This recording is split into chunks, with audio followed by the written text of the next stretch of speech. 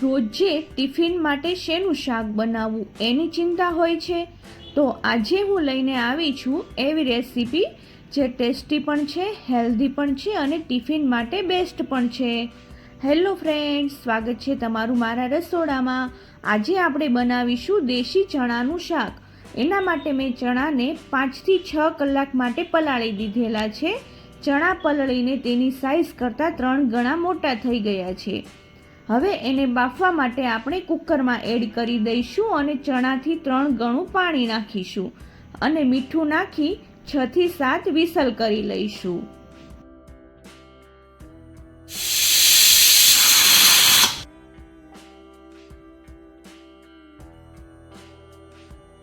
આપણા ચણા એકદમ સરસ રીતે બફાઈ ગયા છે. હવે એક બાઉલમાં 2 ચમચા જેટલું તેલ લીધું છે.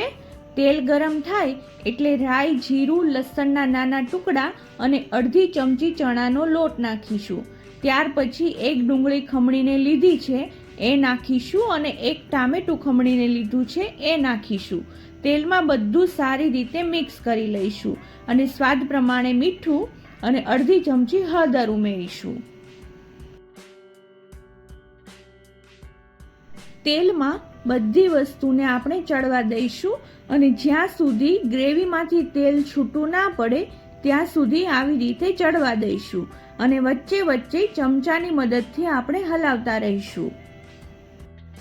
ચણાનો લોટ નાખવાથી આપણા શાકની ગ્રેવી એકદમ થીક થશે અને કોઈ પણ શાકમાં ચણાનો લોટ આપણે શેકીને જ નાખવાનો હોય છે, એટલે તેમાંથી કાચો સ્વાદ વયો જાય.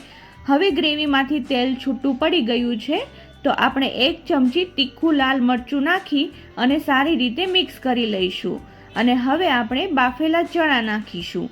ચણા બફાતા જે પાણી વધ્યું છે એનો જ ઉપયોગ કરીશું અને પાણી સાથે બધા ચણા નાખી દઈશું અને બધી જ વસ્તુને સારી રીતે મિક્સ કરી લઈશું.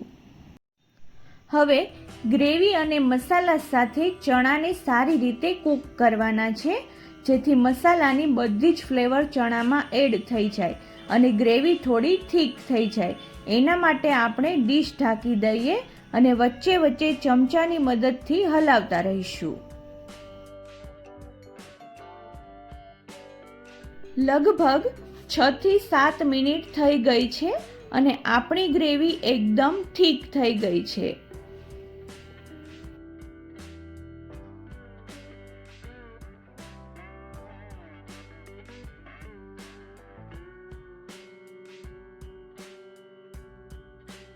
હવે લાસ્ટમાં આપણે ધાણા જીરું પાવડર ઉમેરીશું અને ટેસ્ટને બેલેન્સ કરવા માટે મેં અહીં અડધી ચમચી ખાંડ ઉમેરી છે. ખાંડ ઉમેરવી એકદમ ઓપ્શનલ છે, તમે ના ઉમેરો તો પણ ચાલે અને થોડો લીંબુનો રસ ઉમેરેલો છે.